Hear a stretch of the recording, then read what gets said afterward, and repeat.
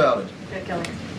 In your advocacy here and in the President's counsel writing back to Mr. Hur, you're saying that there were gratuitous comments, that there are false pieces of information.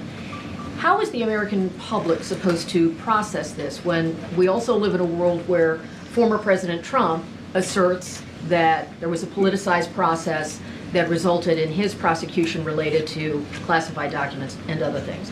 So for the public, if Democrats and this administration say, trust the Department of Justice, trust the institutions, but you are also arguing here gratuitous political cheap shots and false assertions.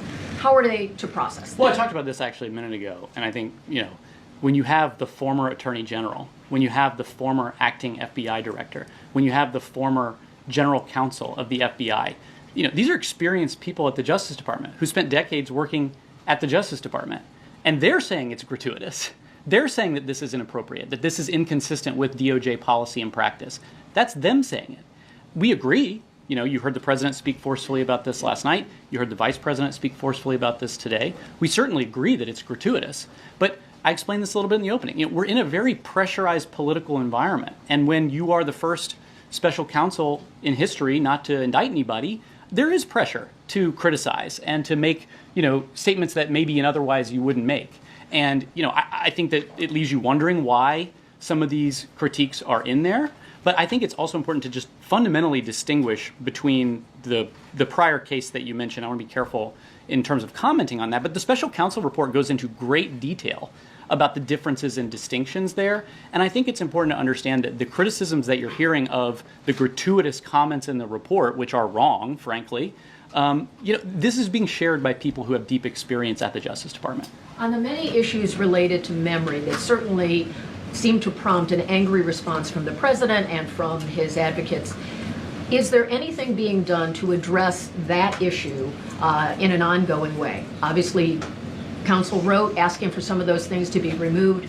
It is potential that Robert Hur could be called before Congress to testify in public. Are there any steps that the administration would take addressing that specific issue? Is it in relation to overall medical physician's report of the president or other things to demonstrate what is the issue with memory, and is it a factor that deals with his capacity to serve?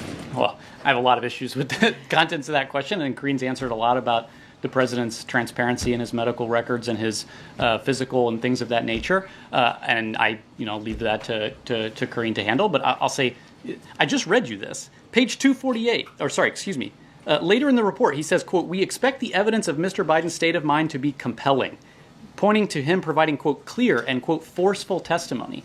I can't explain why the report veers all over the place on this issue. I can just say, and as you've heard from the vice president, you heard from members of Congress yesterday talking about their recent interactions with the president.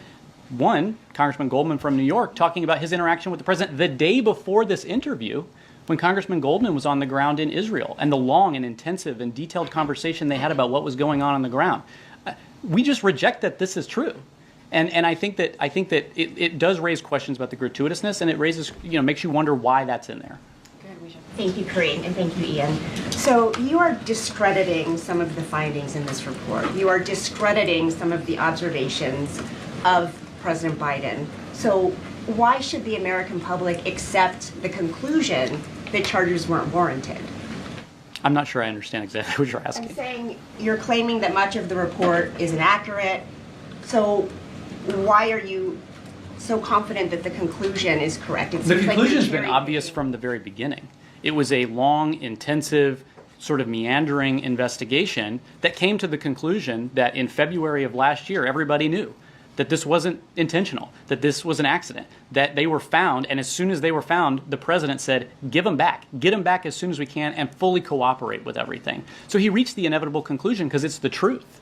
The conduct of the investigation throughout and the gratuitous comments in the report are troubling, and they're inappropriate.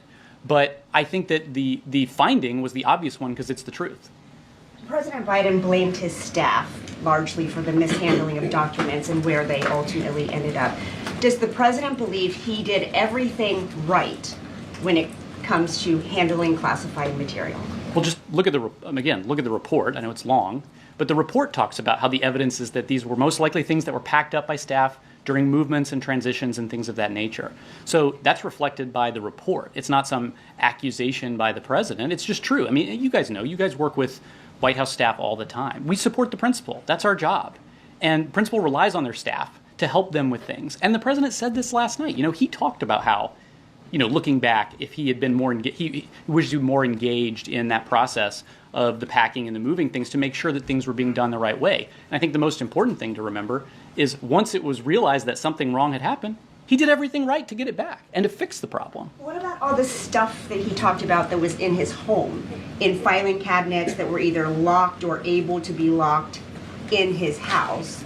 What stuff was he talking about? Classified materials? Well, we talked about, I mean, the report goes on at length about this. I'd encourage you to read it. It talks about what he said last night. He said the stuff in my house was all in filing cabinets that were either locked or able to be locked. Didn't he put them in his home? I'm not really following the question. I think that what's clear is that, and I told this to Justin a minute ago, you know, he has personal diaries that he had. Of course he has his personal diaries. The documents that were taken were jumbled up in boxes and found inadvertently in places, and that's what happened. So We gotta move on. Yeah, thank you. How concerned is the president and the team here that the, quote, gratuitous comments are going to damage him, damage public perception of him?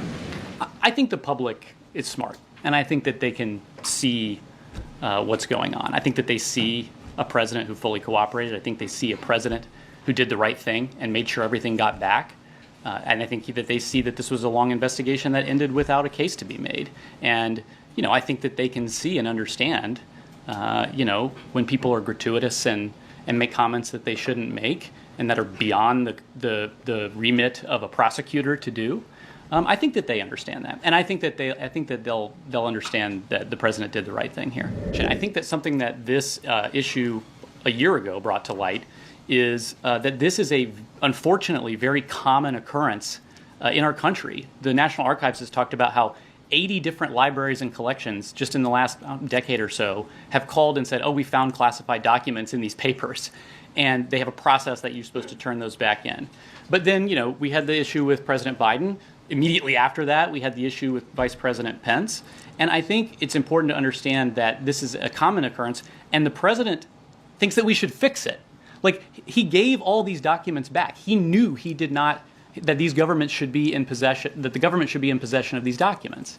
And so what we're going to do is the president's going to appoint a task force to review how transitions look at classified material to ensure that there are better processes in place so that when, you know, staffs around the building are rushedly packing up boxes to try to get out during a transition as quickly as possible, at the same time and up until the very moment that, you know, they're still governing and doing matters of state, you know, they're going to try to make recommendations that can be fixed, and he's going to appoint a senior government leader to do that. We'll have more on that soon. In 2017 that he had classified material downstairs. He posted